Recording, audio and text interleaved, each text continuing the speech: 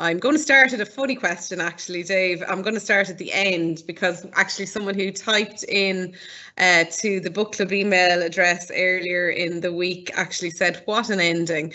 And I thought the same. I thought it was a lovely ending. And I wonder, when you went to write this book, did you have the ending in mind before you started?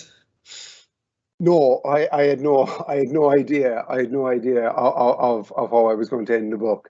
I mean, I think it's a fairly organic thing.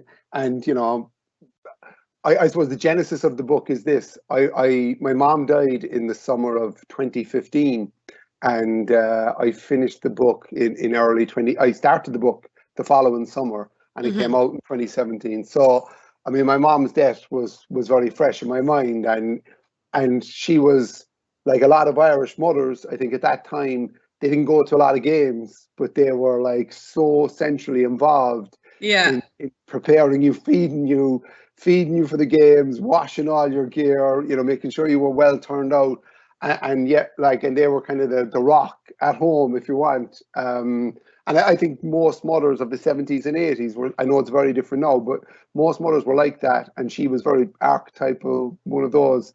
Yeah. And I had I obviously had, it was cheaper than therapy to write about that. To write about the under 16 hurling county final.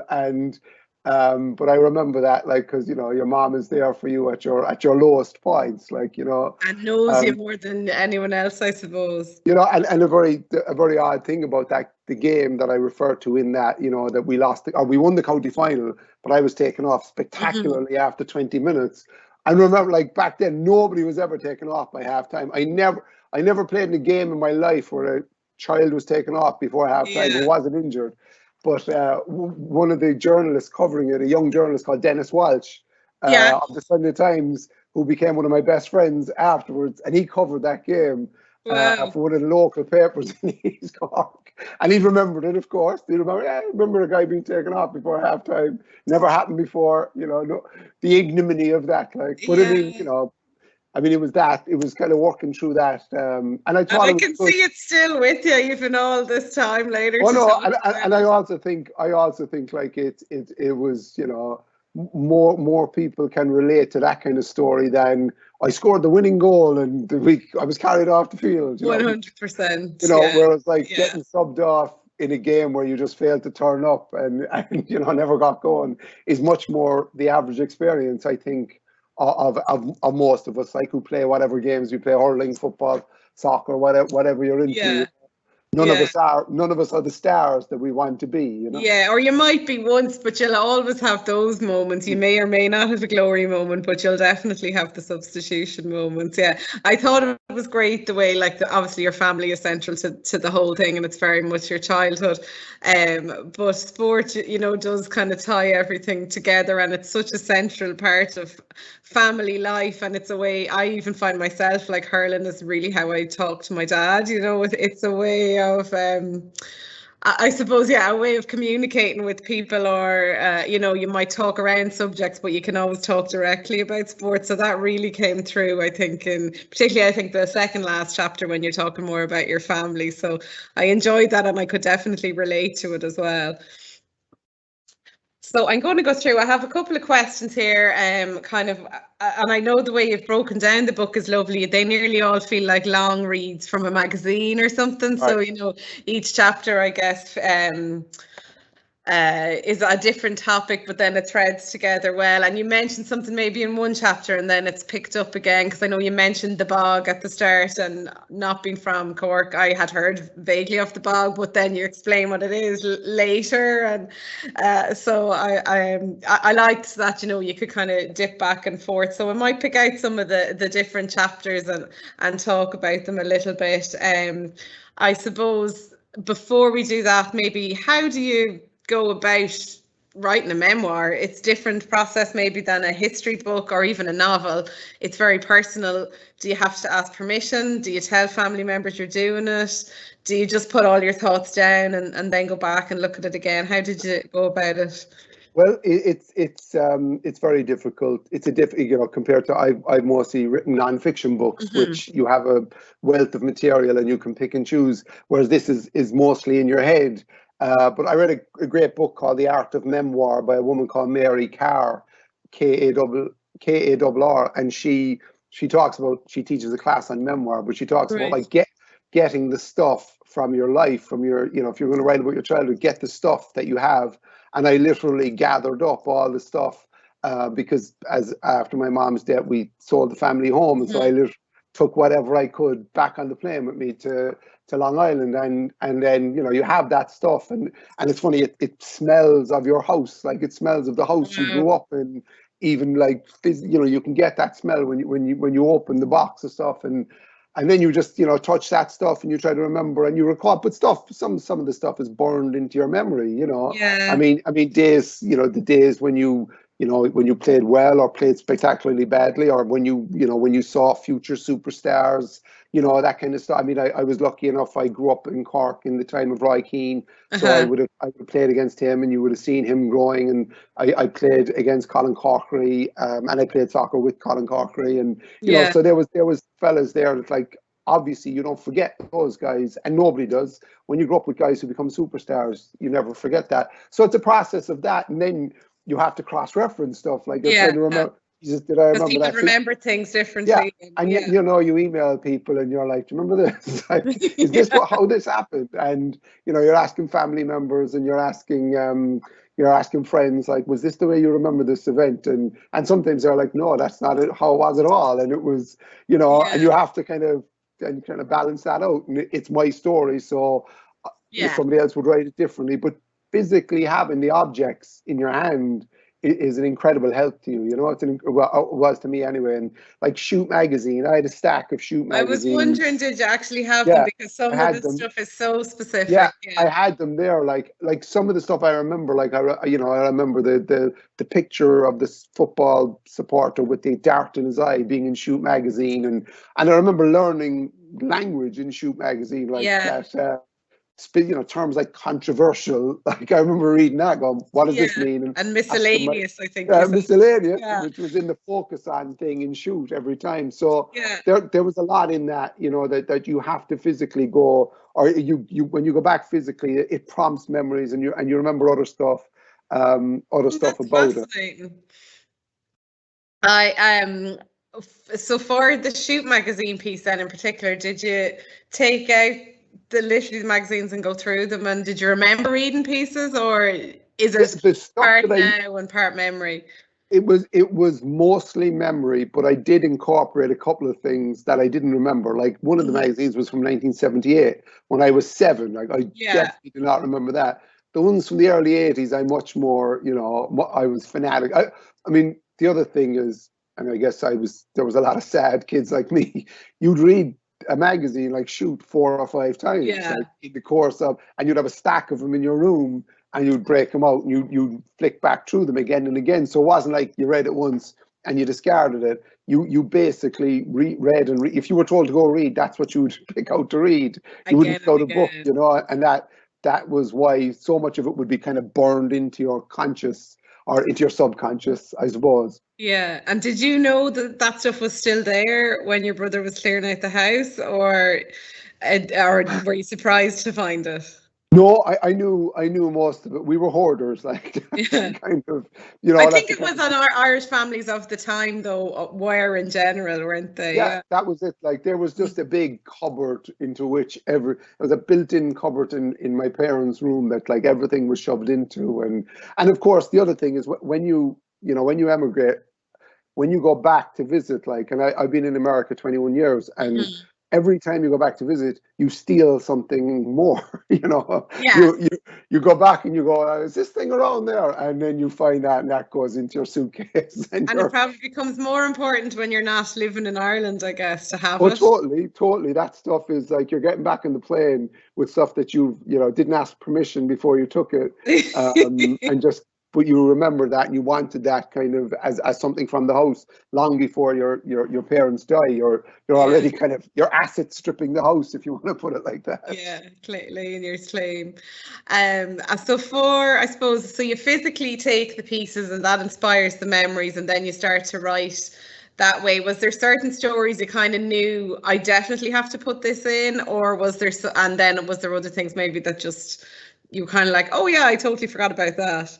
There, a lot of it was like stuff that you remember, like sitting around talking to fellas in pubs, like when when you meet, like when I went to UCC, and you meet fellas from different parts of the country, and you'd go, oh no, we had the exact same childhood. Like, Yeah. we were into all the same stuff, and we would all tell us, like, my experience of Match of the Day, and waiting up for the late show, which was on a Saturday, and the late show would be on. You'd have to go to bed, and then my dad would carry us down. That was amazing. You were allowed to get back. Oh yeah, and back downstairs then, and yeah. then the national anthem would come on after Match of the Day, and the water, the stream running through the rocks and the scenery, and you remember. I mean, that was, and I remember talking to fellas about that, like when I was in UCC, and it was all the same. Like fellas, Waterford, Dublin, everybody was like, yeah, that was it. That was exactly my childhood. Like, there was the ritual of Saturday night was bath night. We were obviously a much dirtier people. Yeah, I know. It was I was the same. It was once a week. Yeah, there was one night when we washed ourselves. Like, no, people are having showers 3 times a day. But it was, and that whole kind of thing. So I knew those were things. And the Lee Bats, this great open. Yeah. I had kind of wanted to write something about that for years, because it was such a big part of our childhood. Very unique to Cork, obviously, as well. And not even just unique to Cork, but really working class Cork, because there were a lot of people who I kind of went to school with who weren't allowed to go there. Their parents kept them out of it because it was filthy and it was rough, and all the things we loved about it. Yeah. But it was cheap, and it was cheerful, and it was a magnificent place in our minds. Like, when I saw pictures of it, and that's the other thing then, when you're writing something like this, you look at the photographs and you're like, geez, that was a grim place. But in our memories, it was like, the most wonderful. Geez, if I brought my kids there today, like, they'd be like, we're not good in here. We're not getting in that water. We expect the water, like, we want infinity pools, on cliff tops. Yeah. Whereas you're like, this is like somebody else's bath water is basically what you're getting into. But it was, and I thought that was a unique thing that we had. And there was the diving board and water polo, which was tremendously exotic. Isn't that mad that they played that? Yeah. Well, yeah, that was it. Like, at night, if you stayed there long enough, the lifeguards, not all the lifeguards, but some of the lifeguards would get into the water, and other teams would arrive, and the goals would come out, and there was a whole culture that we didn't know about, and it was rough. Like, it was that one. I remember watching water polo going, geez, they're killing each other. Yeah, like, you were describing the blood in the blood in the water, like sharks. The sharks were around, and given, there was all sorts of mythology about the Lee Bats, that there was fish in the water, and there was no bottom to it, and in the deep end it just went down all the way, and but it was great. It was a fantastic, and this is another thing, like, you have to be a tremendous narcissist to want to write a memoir and to think people should read your memoir. But my thing was, like, it was a very happy Irish childhood through sport in the 70s, 80s. And I know from talking to other people that it was the same experience for most people. And I really, really wanted to, to capture that, and, to capture how, because again, I think I mentioned this in the book, like, my motivation is like, I have 3 kids who, the 70s and 80s in Ireland might as well be in Charles Dickens' London. Like, if I told them I was a chimney sweep back home, they'd believe it. They'd be like, it'd be as realistic. That sounds absolutely accurate, and I wanted to write about that life. So they could see that, but of course they never read the book, so it was pointless. And have they never read the book? No. The oldest guy, who's 21, has read some of it. Right. And the 14-year-old has promised me he will get around to it. Isn't it funny? And it'll be an amazing thing for them to have, because we never probably sit down with our parents and hear all of those childhood stories. We hear maybe highlights, but it will be amazing for them to have when they realise it. But yeah, hopefully the 21-year-old soon will finish it. But I don't think you were saying it has to be narcissistic. I don't think it is. I think it's more, how would I put it? It's very disciplined. Like, we all think we have maybe a story in us, but like it mightn't be, you know, an interesting story, but it's how you describe things. Like you have a very nice way of describing everyday life. I had some lovely phrases, you know, how I can't, I've highlighted some, I'll find them, but like how do you put all of your stories and go, how do you write it in a concise, interesting, funny way? Because like it's not really like, you know, you weren't a, you know, child soccer superhero. It's a normal childhood, as you said. Like how do you do that? And how do you have the confidence maybe, or the belief in yourself to do that? Well, I think I'd written a couple of things like this. Like I wrote when my father died in 2008, and I wrote a piece about that. And I mean, I've been a journalist since 1993, and my father died in 2008, and I never got a response like the response I got. And again, it was just about, he was an ordinary man, he was a bank porter, but he loved sport, and he gave me sport, he gave us sport. And I wrote about that. And then you know, when people email you about something like that or write to you, you go, so that touched a chord because everybody else had the same experience with their fathers. And then when my mom died, I wrote a piece about her. And that's kind of part of that is in the book. But it was the same thing. I wrote about like all the laundry she did, you know, how incredibly, you know, you had to be pristine going out onto the field, like, and keeping the food and saving you the trifle on a Sunday if your match was on late and you missed dinner, and giving you the dinner on a tray. Which you're looking back and going like, geez, you know, you could get warm even thinking about it. Like it was just wonderful, wonderful moments, you know. So you realize, as I said, wrote a couple of pieces, and you realize people like to read that because they see themselves in it. And even like the people that enjoyed the book when it first came out, like told me that it was like, you stole my childhood. You only have to change the names, but you know, the theme is the same. And again, it's just ordinary life. Like and the other thing too is like I grew up in what, I don't know, today it would be called social housing, but corporation housing was what it was called in Cork at the time. And I thought, you know, that was very important too, that people understand, like that Ireland, like it was, you know, my family grew in that Ireland. You know, I mentioned Lemass or not Lemass, O'Malley, and the free secondary school education, which really changed everything. You know, for me and a whole group of my friends and stuff. You know, my sister was the first person in our family to go to secondary school. My oldest sister, I was the first person to go to college, and that was all made possible like by that Ireland that we grew up in. And you know, things like when my sister went to secondary school, I mentioned this in the book. She could have told my parents, like, she could have come home from school and said, I need a rocket next week. And they'd have said, we'll go get a rocket. And so she got the first real tennis racket that we ever had in the house. Like, and it was fantastic, you know, that those kind of, and you remember that. But like, it's a great way of showing, I suppose, the change in society, and you know how much that meant to people and how much it changed lives. Like just that simple thing of getting the tennis racket. Totally. And you know, there's just like, and bicycles were important. You know, you got a bicycle for your confirmation, or else you got a hand-me-down. And today, like where I live anyway, bicycles are disposable. And the same with like the big deal about the leather football.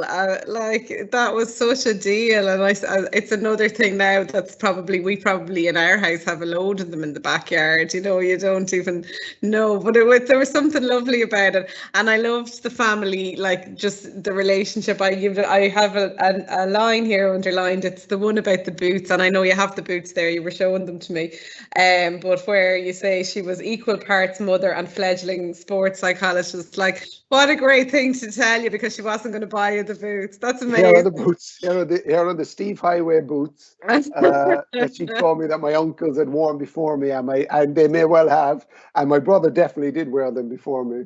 And there's even, you know, this is again, it's so difficult to understand. But like, there's a little stitch there where she kind of, a leather stitch where she kind of put them back together when the eyelet broke, you know. Whereas today, like, everything is disposable, you know, and in my house as much as in anybody else's, and And I can't. I remember saying to them one day, one of my kids one day, actually, I was out walking one day in our neighborhood, and I'm at the bottom of the hill near our house, and I see this ball, and I said, that looks very like my son's ball. And I got home and I said, there was a ball just like yours at the bottom of the hill. And he goes, that is mine. And I said, what happened? He went down the hill. I said, are you going to go get it? He goes, no. No. And you were in your book going through streams and everything. Yeah, we were like winning. Like I wanted to win that essay competition that I write about in the thing, the board Banya, or the milk board, whatever essay competition, because it was like there was a leather football, a leather app, as we call it. Like there's a few Cork words I picked up. Was that a Cork thing? A leather? I hadn't heard. I think so. I think it was, and snaky liner was another one. Like somebody who hangs around stores. There was another line that you had. Oh, what was it? Well, Gowl I know is Cork, I've heard, and then it was slogging or something. There was something to do with slogging. Was that? I don't slogging know. apples or slogging, maybe that was it. Slogging apples, and then slogging was another way where we played hurling, slogging goal to goal. Right. Was another term, but there's a few. Geez, I can't even remember my Corkisms now. I've been gone too long. They're just in you, though. Yeah. I have a couple of comments. There's one here said, not a question, but a recollection to share. You described the fuzzy TV image of that 1983 JBM goal against Galway. I was in the upper Cusack and saw JBM drawing out Conor Hayes. Then he volleyed the incoming ball. I saw the net shake, but not the connection with the ball, all because of a pillar on the upper Cusack, which I hope is gone now.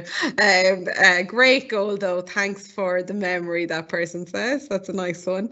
Because my dad is Kiltormer, which is Conor Hayes' club, so right. I'm sure he remembers it the other way. And then I have another question, and actually this brings me on to my next point. The 9-year-old you saw the rugby crowd as other, he said, were you, the 9-year-old you saw the rugby crowd as other. Were you too polite to say langer in your book? That's a good question.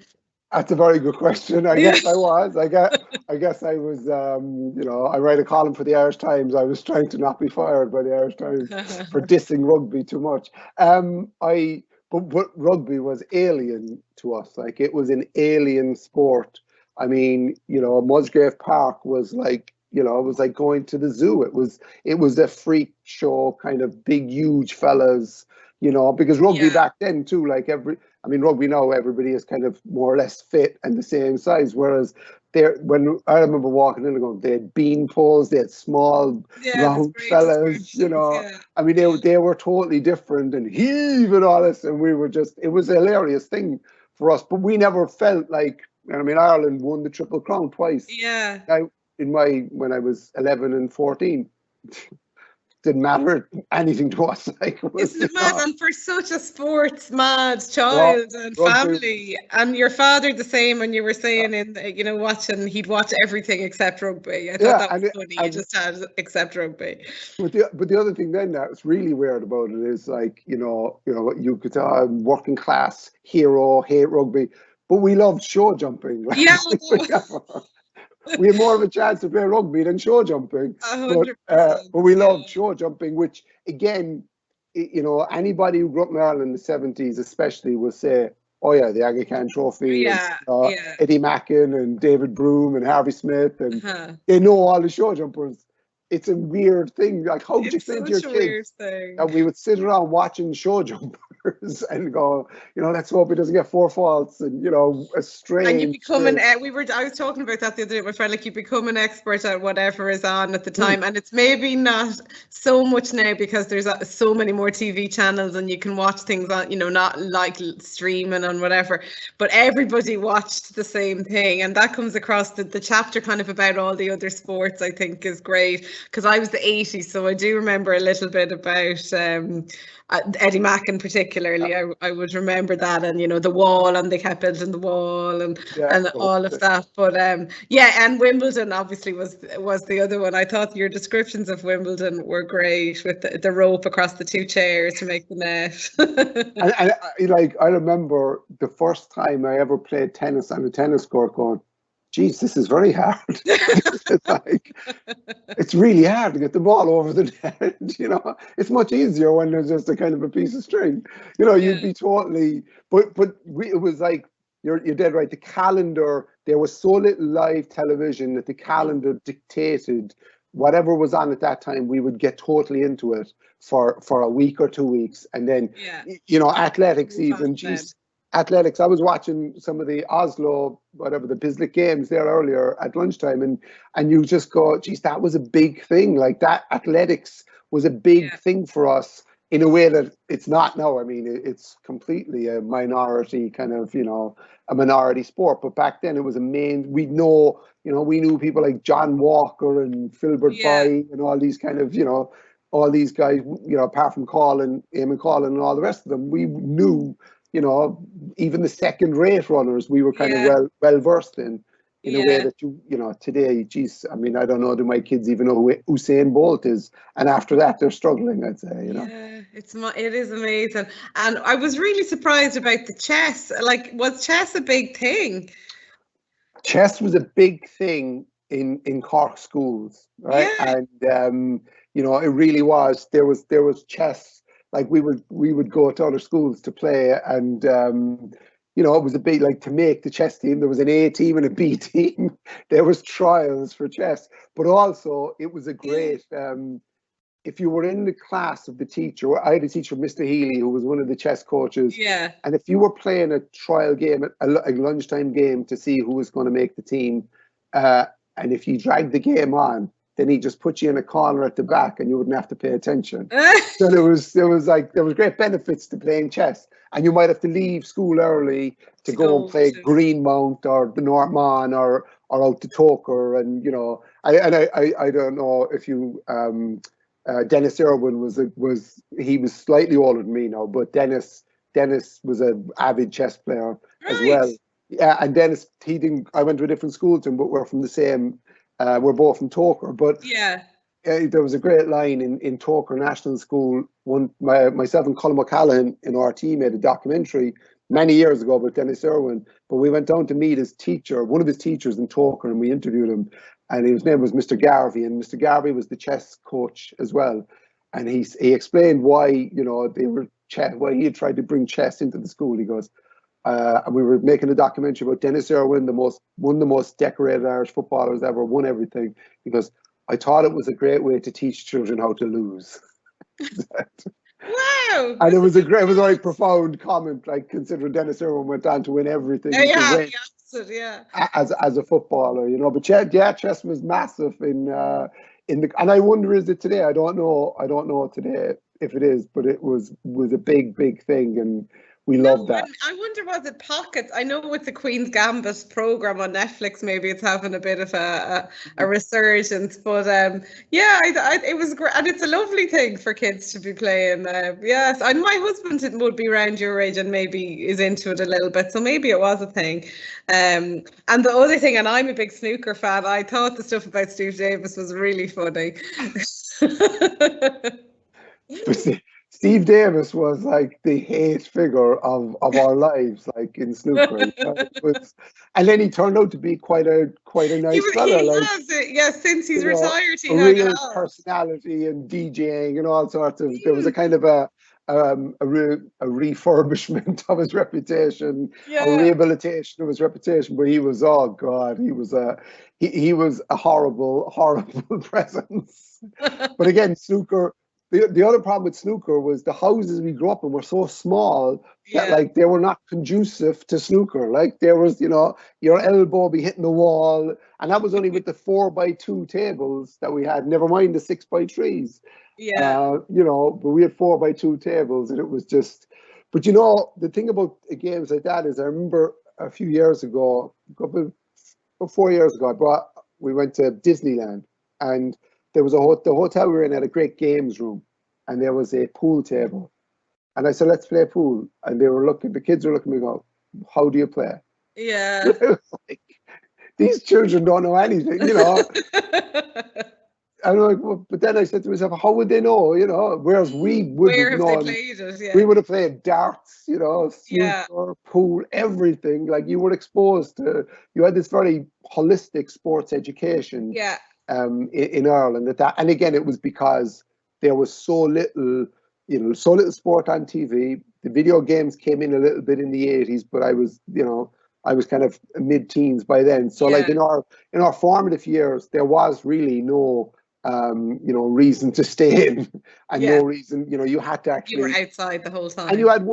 had one telly in most houses, so Mhm. your parents commandeered the television, so you were kind of forced into improvising and figuring stuff out. And a really weird thing, because it sounds like I'm dissing my children, is during the first lockdown last March and April here, my kids and the kids on the cul-de-sac where we live were all kind of outside, and they were improvising games for the first Yeah. time in their lives. It was like I would look out the window and go, they've just made up something, and that's fantastic. Yeah. They're so bored, they've actually come together and invented a new game, and Yeah, because I they heard I'd have my kids saying I'm bored, and I had read something saying that's not a bad thing. Like it's good for no. kids to be bored sometimes. You should let them be bored. You don't have to do it. So yeah, yeah. But yeah, I loved the snooker thing. I thought it was very funny because poor Steve Davis, like he's a pretty innocuous guy, and he just came out as this awful villain. He was the devil. He was the devil for us. But I had a lot of devils. Like the Kerry footballers were devils Yeah, too, that's and it funny. turns out they were lovely fellas as well. Yeah, but yeah, you were never going to like them. I suppose that was your destiny. I have another question here. What would the 9-year-old you make of Dave Hannigan of 2021? Oh, a good question. Oh, that's a good one. That's Yeah. I don't. I have to think. I think he'd be. You know what? He'd have been pretty upset now because I was cheering for Germany, or I was cheering. No, not that I was cheering for Germany. I was cheering against France the other day. I mean, I wasn't 9 when I fell in love with France. I mean, maybe no, the 1982 World Cup. I loved France. Yeah, 84. I was yeah. really in love with them, and I was rooting against them the other day because I hate Deschamps and the way they play. But I guess the 9-year-old me would be uh, would be he would be shocked at I think how I've turned out. He would be shocked at what a terrible athlete I became, because 9-year-old me would have expected. You would have still thought you'd make it as a professional Of course, footballer. I was still destined for greatness. So I think he'd be ultimately very disappointed. I think the 9-year-old anybody would be disappointed at what you look like and what you've become at 50 years old. Well, yeah. I'm sure he'd be amazed too, though. It is mad. Like, who would have thought you'd end up where you did? And still, I suppose, even though not playing sport professionally, working in sport and writing about sport, so you didn't fall too far away. Well, my 9-year-old self would have been thrilled to, like, I was a sports writer for years before I came out here, and I got to go to a few big events and would have Yeah. loved that kind of. And I suppose I am still, fascinated by sport. Not, some sport kind of appalls me, but stuff, my interests have changed. Obviously, Yeah. I love the NBA because one of my kids is obsessed with the NBA, so I'm forced to love that. Yeah. So my interests, I guess, would have changed along the way. But I'd say if we had NBA on TV in Ireland, you would have liked it when you were 9. Absolutely. I mean, Sports Stadium, which I talk about in one of the Yeah. chapters, like Sports Stadium was we used to get into handball because it's more. Yeah, I was fascinated by that too. I Yeah, know there's we lots have of. some I know, pictures of some of the people you talk about. We have them in the museum here. like there was, the American guys and everything with headbands, and it was all kind of exotic to us. And we'd watch the handball, because it was on, and it was something that wasn't the dreaded horse racing, which was the Yeah. only bloody thing on television on Sports Stadium for so many hours. And then the handball would come along, and then you'd have Gaelic Stadium and Soccer Stadium. Yeah. And they were, Soccer Stadium was fantastic because you had European soccer for like half an hour on a Saturday, whereas now it's every night, Yeah. every night of the week, So when I was looking at I suppose I was picking out a few stories, and you mentioned France there. I loved the story about your sister and buying you the jersey. Did you ever find out how she got the money to buy the jersey? She has told me different versions of that. She has told me different versions of that, none of which I'm willing to share with the public. But I will show you the shirt. It's still Yes, the shirt, and it's a beautiful shirt. I have to it say, is. it remains It's incredibly very good beautiful. condition. It was never been. I mentioned in the book. I think I wore it Yeah. twice to gym class or PE class, and then I back.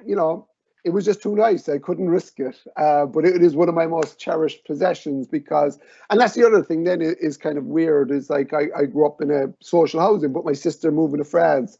Then I had the opportunity to go there, which was fantastic. Yeah, And I was surprised that that bit in the book. Like it yeah, was a very exotic thing to happen. yeah, and it was, and it was like you're suddenly going to the patisserie or the boulangerie, and in the morning, and you're like, "This is life. I could get used to this." Yeah. Whatever. I could move here eventually. I think. I'm sure Um, your parents were nervous sending you off on the plane as well. Like at the time, you hadn't flown before, never mind on your no, own.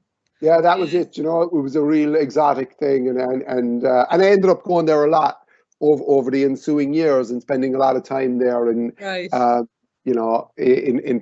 the funny thing is, like, I went to PSG games way before they became this horrible oil washing, Uh-huh. sports washing outfit. I used to go there with my sister's husband, and I really had an affinity for them, and now they're obviously horrible, and you Yeah. have to root against them. But yeah. So that was another thing that I thought was worth talking about because it was weird. It was a weird thing to.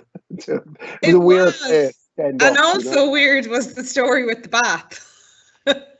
Oh, well, the funny thing about that now is like one of the few sporting things I do is I help a friend of mine who sails competitively on Long Island Sound, and I Right. crew on his yacht, and he said, "May I have any sailing experience?" I said, "Well, I do.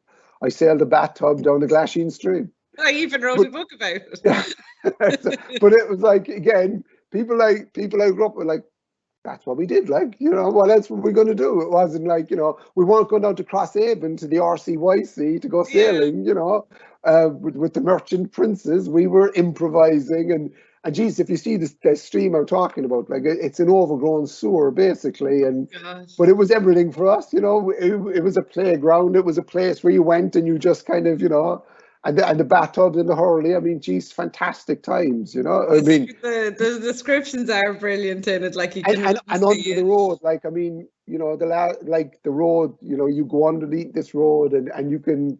When I think of it today, I'm like, how the hell were you not afraid to go underneath there, basically in this channel of water? But Yeah. you're young and stupid, and Yeah. It's you're a great. risking catching yellow fever, according to my mother. Yeah, She's there were more, some great things, and you'd break the stairs when you were running up and down like yeah, Rocky. Great phrases, yeah. all that kind of stuff. Yeah, and it's funny. There's a great show on American TV. I don't know. It's I know it's on Irish TV as well, but it's called The Goldbergs, which is Oh about a yeah. family in the 1980s, and the mother is exactly like that. The mother is like, you're going to be killed by everything that you do. And so your family then, when you were finished, did you talk to them about publishing it, or I did I I gave it to my niece, and then who was officially reading it on behalf of my brother. And my right? brother is Okay, my brother is the oldest, or he's not the oldest, but he's the boss of the family. I get And you. she was vetting it for him, and Okay. she said it was okay. And were you nervous showing it to them? How did it feel? No, not really. Like the problem is like when you have somebody in a family who writes, they're going to scavenge everything Yeah, in your life. You know what I mean? Like yeah, they're going to write about everything that happens. That's the curse of having somebody who thinks they're a writer in your family. yeah. They're going to exploit everything as a potential writing opportunity. So they're So used to it, I guess. so they're used to that. Like Yeah. and I used to write a column for the Evening Echo about life in America, and some people liked it, some people didn't. My mother hated it because she Really? don't write about your family. Yeah. Don't write about your life, and just hated that. So look, I would never have written it when she was alive. Put it like Uh-huh. that. I would never have written the book when she was alive. And I know the family come across lovely in it, and you feel like you're really part of it. So I really think you captured them. And one of the things I suppose you captured was rituals and rituals around. I suppose if you were studying the book more as a piece of writing, that you capture like rituals really nicely. I think the piece about you were talking about getting back up to watch Match of the Day, and if your dad had come in from the pub, you might get some meat, and it was the nicest meat you ever tasted. I thought that was lovely. The contraband on a Saturday night, the contraband, my dad would, you know, and the other thing is like, you know, with growing up there is, and I just, because he came up earlier and I didn't mention, like, was Jimmy Barrymore. Well, thank you.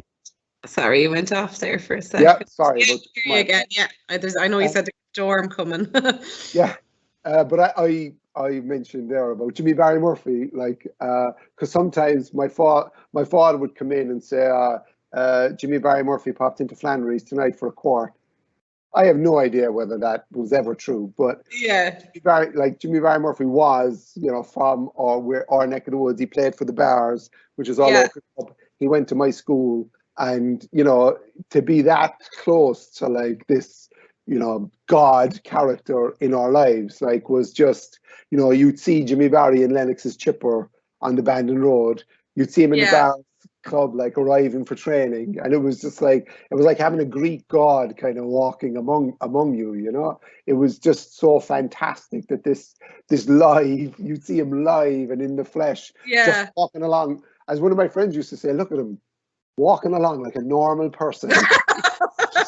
just like one of us, you know. And he was, and the other thing about that is I've met inter-county players from other counties. Like when I was on the GAA beat a bit for the Sunday Tribune in the 1990s, and you'd interview fellas from other counties, and they'd say, "Oh, where are you from?" Cork. Do you know Jimmy Barry Murphy? and you'd be like, "Well, not personally." They're like, he's my, you know, I love Jimmy. Everyone, like, Jimmy was my hero. Like, he was the man. Like, and it was amazing to you, like that. You know, somebody from a Down footballer would tell you that they loved Jimmy Barry Murphy. Yeah, and he was one of those, wasn't he? Kind of transcended the counties. Oh yeah, he was bigger, and you know, there was a few years ago a friend of mine, and like the thing is with Jimmy Barry, like, you can't exaggerate what he meant to people of my generation from Cork anyway, right? So a few years ago, a guy I knew, a guy I went to school with, was in hospice, and he was you know, he was dying, and Jimmy Barry popped in, who didn't know him at all, but somebody told Jimmy, and Jimmy Barry had popped in to spend time with them, and he sat with them and whatever, and you know, it was a lovely moment, and a story that you'd hear about Jimmy Barry more than once.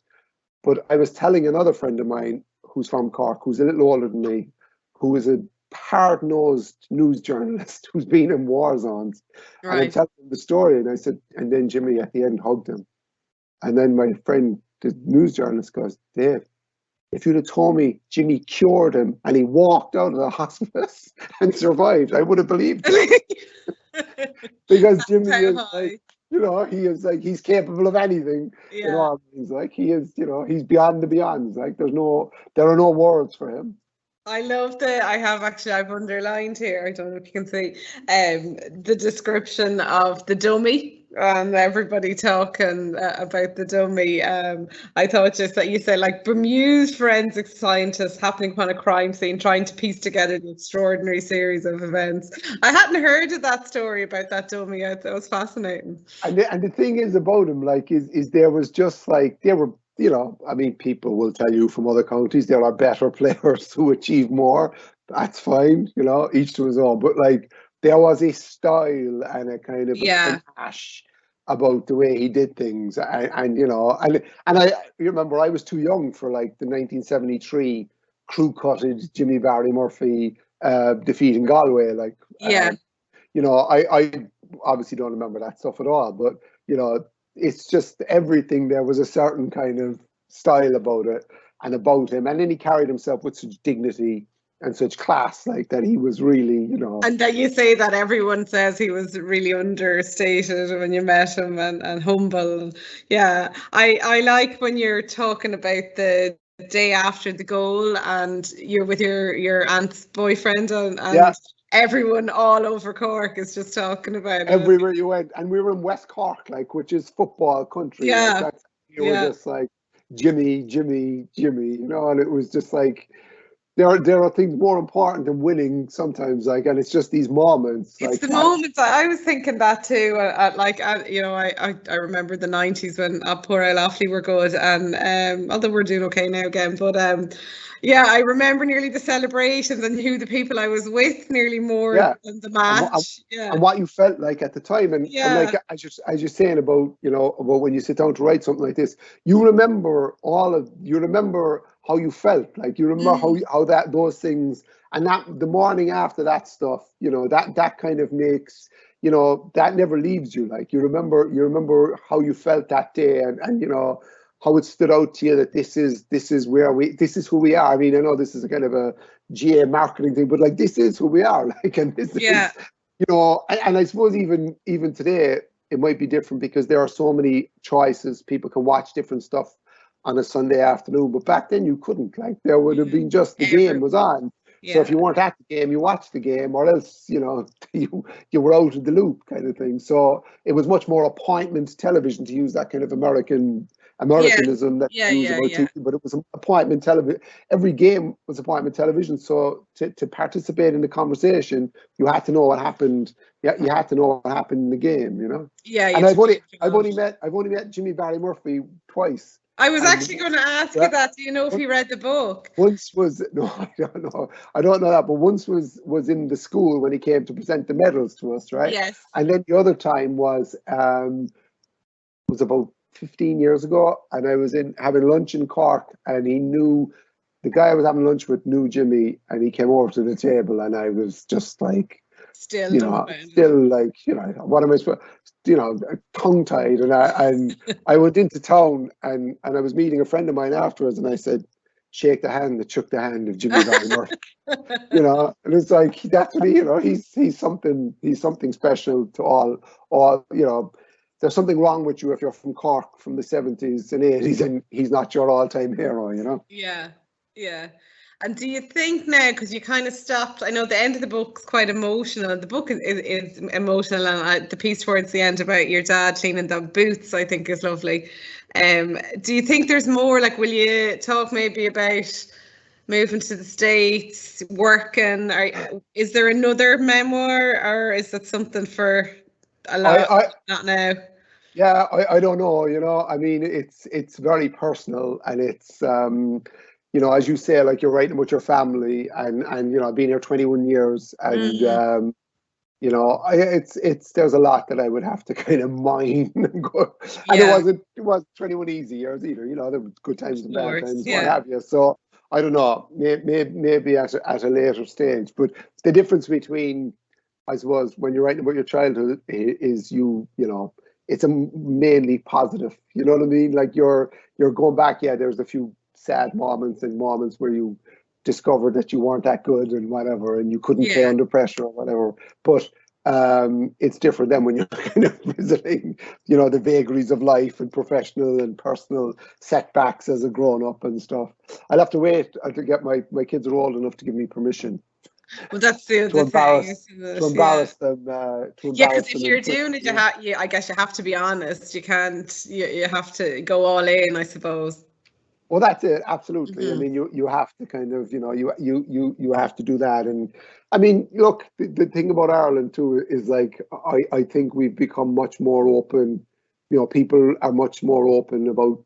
I mean, certainly in the 70s and 80s, like you talked about talking about sport with your parents or your father, whatever. It's like there's no doubt that it was sport filled in the gaps Yeah. in the way, certainly the way men talk to men, like, and the way even sons talk to their fathers, you know. Yeah. You might not tell him what's going on at your work that you're worried about, but you will talk to him about Cork, or Yeah. you know, you'll talk to him about Ireland, the Irish soccer team or something. But you know, you'll talk to him about hurling quicker than you talk to him about deeply personal stuff. But yet, Yeah. as you say, in a way, you're kind of building up to that and you're talking around that. So sport is the sporting world is our enduring bond, if you want to kind of phrase kind of thing. Yeah, and do you still keep in touch with like Gaelic games? Would you still watch them and all of that? Absolutely. I mean, it's harder now because my own kids play sport. And I'm like, oh, this is great. I'm going to watch this. And then you're like, oh no, there's a match Sunday morning. Yeah. I'll be driving somewhere Sunday morning. And I even for Cork and Limerick now this weekend, I'm like, what are my chances of being able to watch this game? And people say you can watch it afterwards. I'm like, that's not the same. And not today, like not in the age You'll find Twitter. out the score, Yeah. Twitter and WhatsApp, like you're not. But yeah, I do. And the great thing is, like when I came here first, actually I have very fond memories of when I came here first. I would go to the Ancient Order of Hibernians in East Islip, and you'd pay your $20 and the game be on the big screen, and it was all old fellas, like, and they came here in the 50s and early 60s, and you had your scones and your cup of tea. It was 9 o'clock on a Sunday morning, and it was fantastic because they were from all counties. They had great stories, great stories of like many of them serving the U.S. Army in order to pay for themselves to go to college, and they came at a time like, I moved here in 2000. They came at a time when you sent a letter home telling them what time you'd be phoning. What time you'd phone the pub in the town on the day, like, and then that would be the phone call, and geez, like totally different world, and that was great. Now GAA Go is brilliant as well because you have the convenience of watching it at home, And would your kids watch it? Do they understand it or?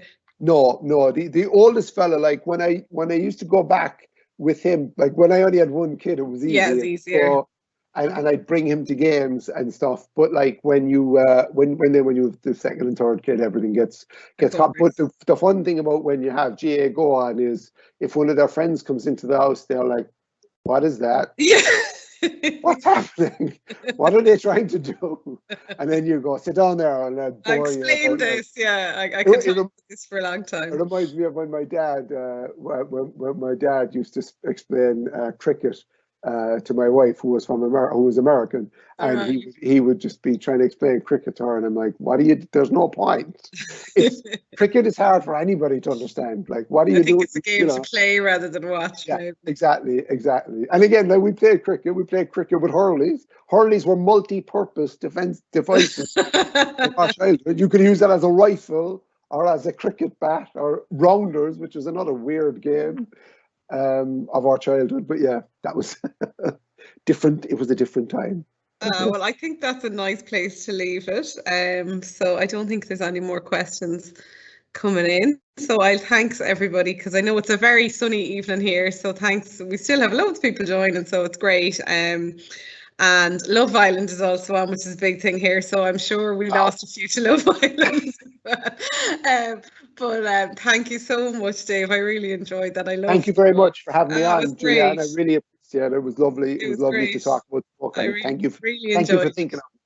No, not at all. And we're going to be announcing the next book online tomorrow. It's going to be a history book again. We haven't done one in a while, so it's going to be Cormac Moore's book, which is the GAA versus Douglas Hyde. And we're also going to be off having a kids' summer reading thing as well. Okay, thank you for thinking of me.